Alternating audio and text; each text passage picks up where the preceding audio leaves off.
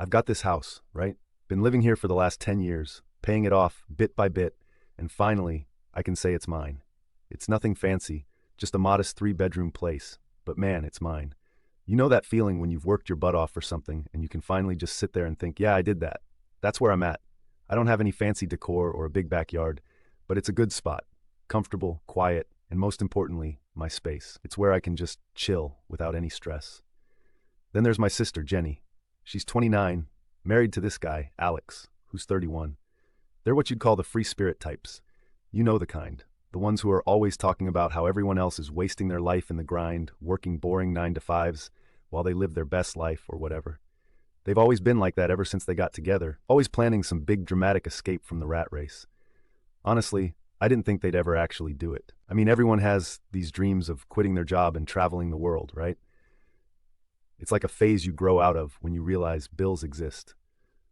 But not Jenny and Alex. Oh no. They're the kind of people who actually went through with it. They sold their house, their actual home, where their 2 kids, Emma and Lucas, have lived their entire lives, and decided they were going to travel the world for a year. Yeah, you heard that right. They sold everything for a dream vacation.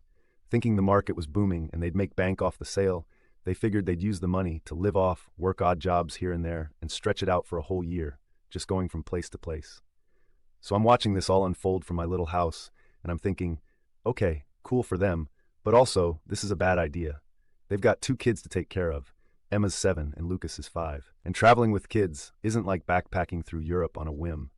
There's planning involved. But they just waved it all off, saying they'd figure it out along the way. And I'm like, all right, whatever, it's your life. Fast forward a couple of months, and I'm chilling in my house, probably watching TV or something, when I get a call from Jenny. Now, I haven't heard much from her since they left, just the occasional Instagram post about how amazing life is, and some pictures of them eating weird food in random places. So I figure this call is going to be one of those, like, she's going to brag about how awesome everything is. But the second I pick up, I can tell something's off. Jenny sounds stressed, really stressed, and she starts talking about how things didn't go as planned. Apparently they blew through their money way faster than they expected. Like within 2 months, they were pretty much broke. Turns out traveling the world is expensive. Who knew, right? They stayed in nice places, ate out at restaurants, and just lived it up like they had endless cash. But when you're not working and still spending, that money doesn't last long, especially with 2 kids. Hostels and cheap Airbnbs are all fun and games until you've got 2 tired, hungry kids who need a stable place to crash every night. Now they're stuck. They can't keep traveling because they've got no funds, but they also don't want to settle down and buy another house yet. So guess what? They ask if they can move in with me. Yep, Jenny, Alex, and their 2 kids. All in my 3-bedroom house. Forget this, 10 months. And here's the kicker. They want to stay rent-free. They didn't even offer to contribute. Just straight up, hey, can we live with you for almost a year while we figure things out? I've got to admit, I didn't know how to respond at first. I mean, it's my sister, and yeah, I care about her, but this is my house, my space. I didn't work my butt off for 10 years just to let 4 extra people come in and take over the place. Plus, I've got a routine, you know? I like my peace and quiet. I can't even imagine what my house would be like with 2 little kids running around, not to mention the mess. So I tell her, look, Jenny, I love you guys, but this just isn't going to work. The house is too small, and I don't want that kind of disruption. I even offered to help them find an affordable rental nearby or pitch in some cash for a couple of months to help them get back on their feet. But no, that wasn't enough. Jenny gets pissed, like immediately. She starts calling me selfish, saying I don't care about family and that I'm jealous of their adventurous lifestyle. Jealous? Really? Now I'm starting to get mad too. It's not about jealousy or not caring about family. It's about boundaries. I don't owe them a place to live just because they made some dumb decisions and didn't think things through. I get that life doesn't always go as planned, but they sold their house without having a backup plan, and now they want to dump the consequences on me. And here's where it gets even better. After Jenny blows up at me, she gets our parents involved. Now, my parents live in a tiny apartment, so they can't take in Jenny's family. But instead of understanding my side, they start pushing me to let them move in. My mom starts going on about how family helps family and that I should be more understanding of Jenny and Alex's situation. She tells me I don't understand the value of experiences and that I should be supportive. Supportive? I offered them support. I offered to help them find a rental or cover part of their expenses for a couple of months. But that's not enough. They want the whole package, free rent, my house, and my space for almost a year. And the worst part? They're not even planning to settle down. They're still talking about taking occasional trips if they find cheap deals. So basically, they want to live in my house rent-free while still being free-spirited travelers whenever they feel like it. How does that make any sense? So now I'm sitting here trying to figure out how to deal with the fallout. Jenny's not talking to me, my parents are mad at me, and even some of our mutual friends are saying I'm being too harsh. But I don't think I'm in the wrong here. It's not like I'm kicking them when they're down. I offered to help in other ways. I just don't want them living in my house rent-free for 10 months. All right, so after that first awkward phone call with Jenny, I kind of figured things were going to get weird, but I wasn't ready for just how messy it was about to become. I was thinking maybe I could just put my foot down, tell her no, and that'd be the end of it. You know, just draw the line and move on. But nope. Jenny and Alex decided to show up at my house in person like a week later. They didn't even give me a heads up, which already had me feeling off. So I'm just doing my usual thing on a Saturday morning, enjoying the quiet when the doorbell rings. I open it, and there's Jenny, standing there with Alex and the kids. They've got this big hopeful look on their faces, like I'm about to save the day or something. Meanwhile, I'm just thinking, oh man, here we go. I mean, I knew what they were going to ask, but I didn't expect it to be like this. Them just rolling up like it's a done deal. Jenny starts off with small talk, asking how I'm doing, how work's going, all that. But I can feel the tension in the air. I know they're not here just to chat. It's like that moment where someone's clearly buttering you up for something big, and I'm just standing there, trying to stay polite but also bracing myself for what's coming. Finally, after what feels like forever, Alex clears his throat and jumps in. So Brian, we've been thinking about what you said on the phone. And then, of course, Jenny takes over, because she's the one running the show in their relationship. We know you said you didn't think having us live here would work out, she says, giving me this overly sweet smile. But we really believe we can make it work. It's just 10 months. We won't be any trouble. The kids are good, they'll stay out of your way, and we'll keep everything clean. I just stand there for a second, not sure how to respond. Because let's be real, there's no way 2 little kids are going to stay out of my way in a house this size. And the idea that they're just going to magically not disrupt my life? Yeah, that's not happening. I try to stay calm, though. I don't want to blow up right away. So I ask, what's the plan, though? I mean, what happens after the 10 months? Are you going to get another house? What about work? Jenny and Alex glance at each other, like they haven't really thought this through. Then Jenny says, we're still figuring that part out. We might go back to traveling if things work out. We've been checking for cheap flight deals, and there's a chance we could get back on the road by the end of the year. We just need a place to regroup, you know? Somewhere to stay while we figure out our next move. I couldn't believe what I was hearing. So not only do they want to crash at my place for 10 months, but they're also still talking about taking more trips? Like, really? You're broke, you've got 2 kids, and your big plan is to keep living this fantasy life where you're just floating around from place to place? I didn't even know what to say. I mean, where's the logic in that? So I try to be as polite as possible, and I tell them, look, I understand you guys are in a tough spot, but I'm really not comfortable with this. It's not about not wanting to help you out. It's just that my house isn't set up for that. I've got my own routine, and honestly, I don't think having you all here for 10 months would work for anyone. The house is too small, and, there's just not enough space. That's when Jenny's face changes. She goes from hopeful to pissed in about 2 seconds flat. Are you serious? She snaps, crossing her arms. We're family, Brian. Family helps each other out. You've got all this space, and it's just you living here. What's the big deal? Now I'm starting to get frustrated. I mean, I get it. They're stressed. But this whole thing is starting to feel like they think they're entitled to my space just because we share the same blood. I try to stay calm and explain, it's not just about space, Jenny. It's about my life, too. I've worked really hard to get this house, and I need my own peace and quiet. I'm happy to help you in other ways, but having you all live here for almost a year, I just don't see that working.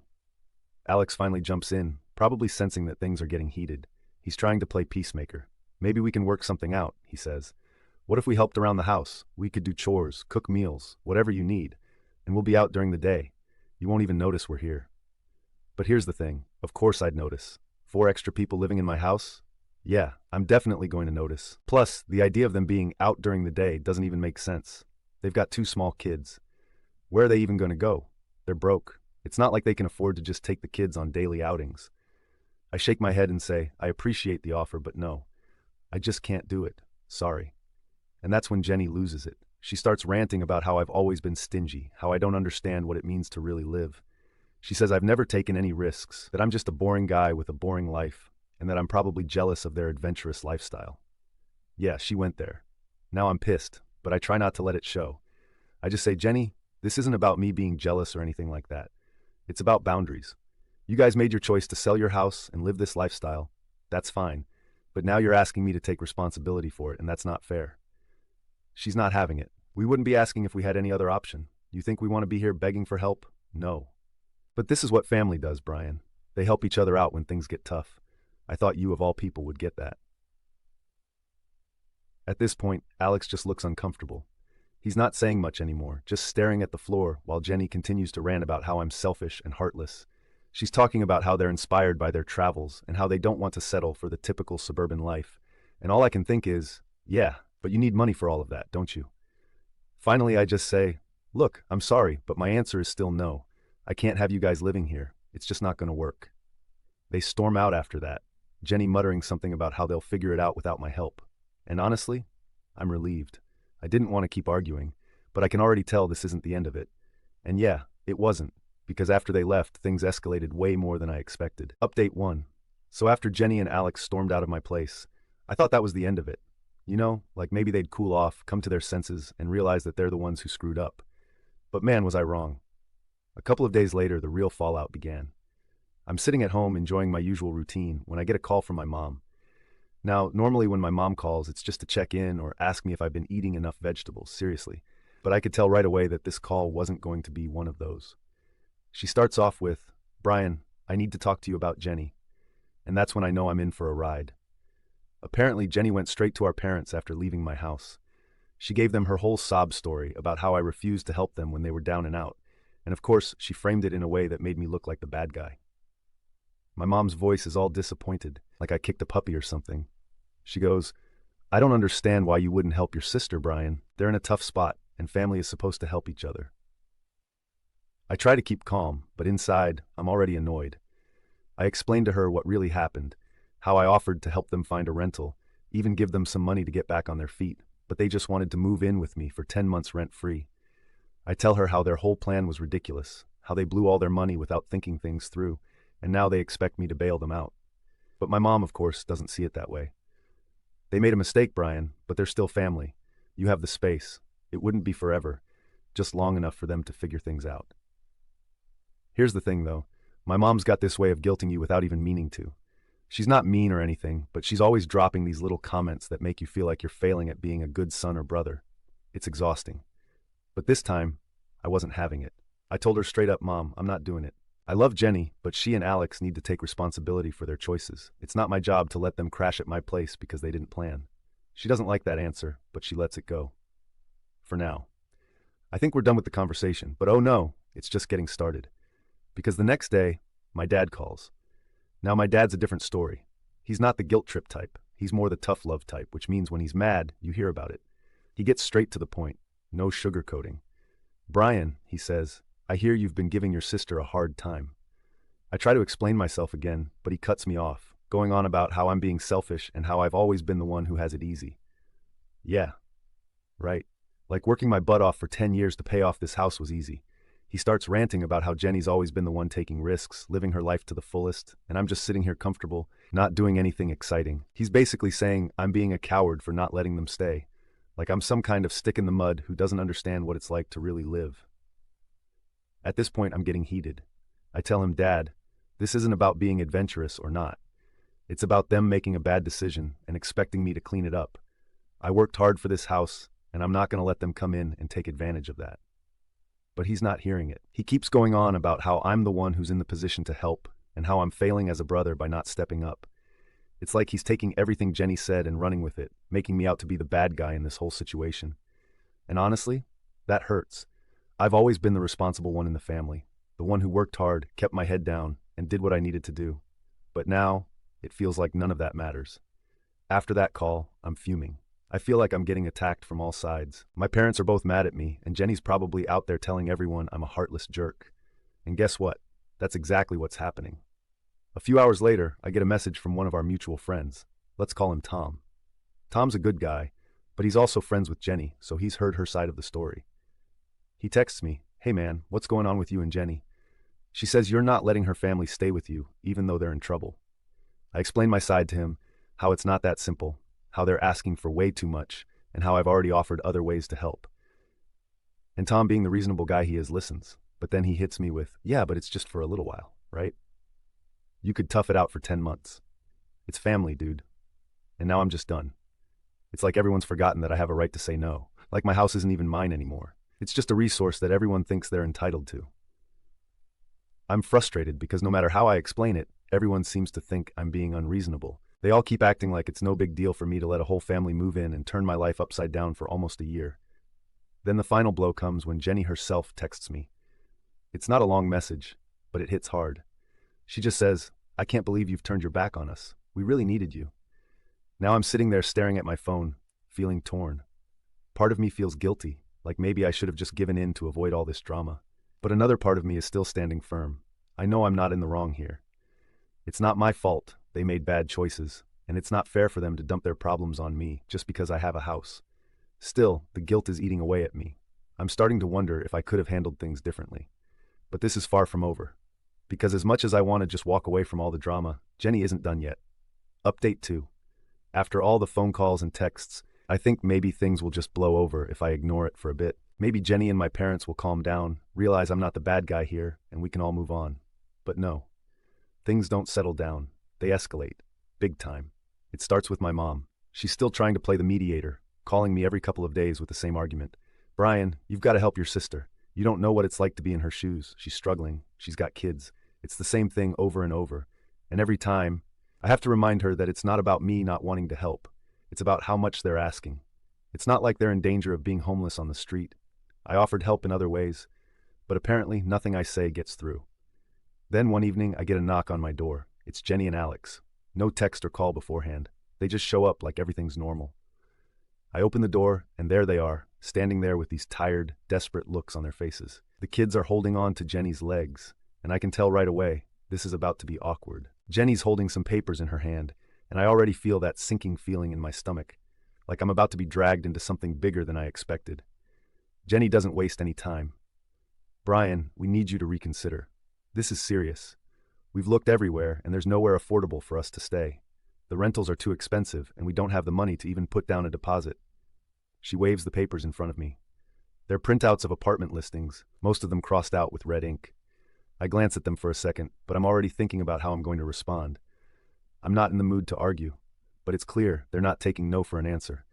Before I can say anything, Alex speaks up, and this time he's not the calm, quiet guy from before. He's frustrated, almost angry. "We've tried everything, Brian. We're out of options. You've got this house all to yourself, and you're just sitting on it while we're struggling. You really can't let us stay for a little while?" Now I'm getting irritated. I've already had this conversation a dozen times, and every time I say no, they just keep pushing. So I say, "I've told you guys before, I'm not comfortable with having 4 extra people in my house for nearly a year.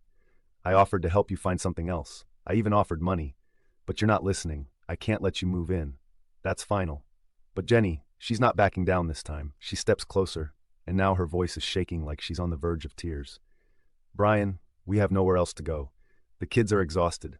We're exhausted. We're not asking for much. Just a roof over our heads for a little while. We'll pay you back when we get back on our feet. Please. You're our last hope." I look at the kids, Emma and Lucas, and they're just standing there looking confused. They probably don't understand what's going on, and honestly, that makes me feel like crap. It's not their fault. Their parents made bad choices, but I can't let that guilt trip me into making a decision I'm going to regret. I've got to stand firm, or else this whole situation is going to turn my life upside down. So I take a deep breath and say, "I'm sorry, but I can't. I know it's hard, but this isn't the answer. You need to find another solution." And that's when Jenny snaps. She goes from sad to furious in a split second. "You're unbelievable," she yells, she voice echoing in the hallway. "You're just sitting here, living comfortably, while your own family is suffering. I can't believe how heartless you've become. You've changed, Brian. You're not the brother I grew up with." Her words hit me like a punch to the gut, but I'm too angry to let them sink in. I fire back. "I haven't changed. You're the one acting entitled, thinking you can just show up and expect me to bail you out because you didn't plan ahead. I didn't make this mess. You did. And now you want me to fix it for you? That's not how this works." The argument spirals from there. Alex jumps in, saying I've always been the selfish one in the family, that I've never been there for them when they needed me. He's bringing up stuff from years ago, random things that don't even matter anymore, like how I didn't lend him money for some side business idea he had back in the day. It's like they've been holding on to all this resentment, waiting for the perfect moment to throw it in my face. At this point, we're all shouting over each other, and the kids are crying. It's a disaster. I'm standing in my own doorway, getting accused of being the worst brother on the planet, and all I can think is, how did it get to this? Finally, I just say, enough, this is my house, and I've made my decision. I'm not changing my mind. Now I think you need to leave. Jenny looks at me like she can't believe what she's hearing.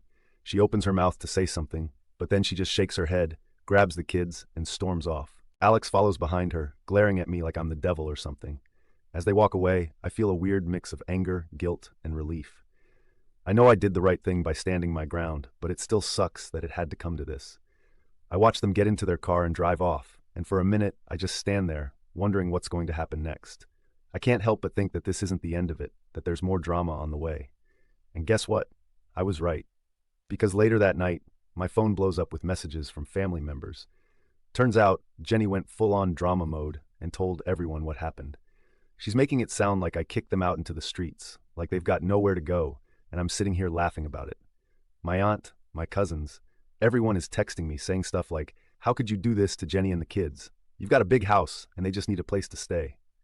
It's like they've all bought into this story, that I'm some kind of villain, hoarding my house while my sister suffers, and no matter how many times I try to explain my side, no one's listening. They're all just repeating the same thing. Family helps family. By the end of the night, I'm exhausted. I've spent hours defending myself, but it feels like no one cares. Jenny's managed to turn everyone against me, and now I'm the bad guy in this whole mess. But here's the thing, I'm still not budging. I'm not going to let them guilt me into doing something that's going to make my life miserable. I know I did the right thing, even if no one else sees it that way. I just have to figure out how to survive the fallout. Update 3. So, after the whole family explosion and the messages coming at me from all angles, I was ready to just disconnect for a while, turn my phone off, lock the doors, and wait for the storm to pass. But no, of course, things weren't going to calm down. If anything, they were about to hit a whole new level of ridiculous. A couple of days go by, and I haven't heard directly from Jenny or Alex, which I guess should have been a relief. But honestly, it made me feel like something big was brewing. You know that quiet before a big argument? That's what it felt like. I could just tell that they weren't done with me yet. Sure enough, one morning, I wake up to find this massive post on Facebook that Jenny wrote. And of course, it's public, so everyone and their dog can see it. She's going off about how some people in the family, obviously me, have abandoned her in her time of need. How she and her kids are basically one step away from being homeless, and how all they wanted was a little support from someone who's in a position of privilege. The post is full of dramatic language, talking about how certain family members are selfish and don't understand the importance of helping each other out when things get tough. And yeah, the comment section, it's a total mess. People are jumping in, saying how heartless it is to turn away family, how they can't believe someone would do that to their own sister. I'm reading all this and just feeling my blood boil because these people don't even know half the story. They're just eating up whatever Jenny is feeding them, and suddenly, I'm public enemy number 1. What's worse is that a bunch of our extended family is in the comments too. My aunt, who I haven't spoken to in years, is chiming in with, I always knew Brian was selfish. Like this is some known fact about me. My cousins are sharing the post, and suddenly, I'm getting notifications left and right about how I need to step up and do the right thing. At this point, I'm fuming. I try to calm down and think rationally, but the more I scroll through the comments, the angrier I get. It's like no matter how much I've explained my side to people, Jenny's managed to twist the story so that I look like the villain. And honestly, it's working. I'm losing the public battle here.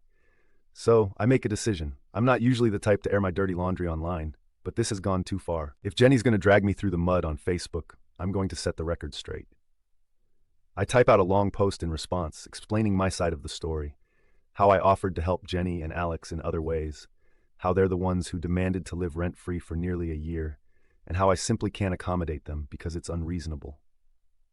I mentioned that they've been irresponsible with their money, that they've been trying to guilt-trip me into giving up my house, and how this whole situation is their fault, not mine. I hit post and wait, and man did the fireworks start immediately. People are commenting on my post, some siding with me, saying it's not my responsibility to take in Jenny and her family. Others, of course, are still backing Jenny, saying I'm being too harsh and that families should stick together no matter what. It's turning into this full-blown argument in the comment section, with people going back and forth defending one side or the other. Jenny, of course, sees my post and flips out. She starts messaging me directly, calling me every name in the book, selfish, heartless, arrogant. She says I'm destroying the family and that she can't believe I would embarrass her like this in front of everyone. The irony of her saying that after she dragged me publicly first is just too much. I try to keep my cool and respond calmly. I tell her that she left me no choice, that I had to defend myself after she blasted me on Facebook. But she's not hearing any of it. She's too wrapped up in her own narrative, convinced that she's the victim here. Eventually, she blocks me on Facebook, like we're teenagers or something, which is honestly fine by me. Less drama I have to deal with. But just when I think things might finally start to die down, I get a call from my dad. Here we go again, right? He's not yelling this time, but his voice is low and serious, which is worse in a way. He's disappointed. He says he saw the whole thing on Facebook, and he's upset that I took it public. He's mad that I didn't just handle it privately and that now the whole family is divided. I can tell he's blaming me for making the situation worse. I try to explain that I was backed into a corner, that Jenny started this whole thing by attacking me first. But no matter what I say, he's not happy. He starts talking about how I need to make things right, how family is the most important thing, and how it's not too late to offer Jenny and Alex a place to stay. He says if I do that, maybe things can go back to normal. And here's where I finally snap. I tell him, Dad, I'm not doing it. I'm not going to let them live with me, and I'm done apologizing for it. I've done nothing wrong. They made their choices, and now they have to deal with the consequences. I'm not their safety net, and it's not my job to fix their problems. He goes quiet for a moment, and I can tell he's shocked. I don't usually stand up to him like this, but I'm done. I'm not going to let them guilt me into doing something I don't want to do just to keep the peace. Finally, he sighs and says, I hope you know what you're doing, Brian. Then he hangs up. After that, things go quiet. Jenny still has me blocked on social media, and my parents aren't really talking to me either. It feels like the whole family is in this weird tense standoff, waiting for someone to make the next move. But here's the thing. I'm not making the next move. I've done my part. I've stood my ground, and I'm not backing down. It sucks that things had to turn out this way. I never wanted to fight with my family, but at the same time, I know I did the right thing. I set a boundary, and I stuck to it, even when it felt like the whole world was against me. And yeah, maybe the family dynamic is messed up now, and maybe things won't go back to the way they were. But honestly, I'm okay with that. Because at least I know I'm living on my own terms, in my own house, without anyone trying to guilt me into giving that up. And that, for me, is worth all the drama in the world.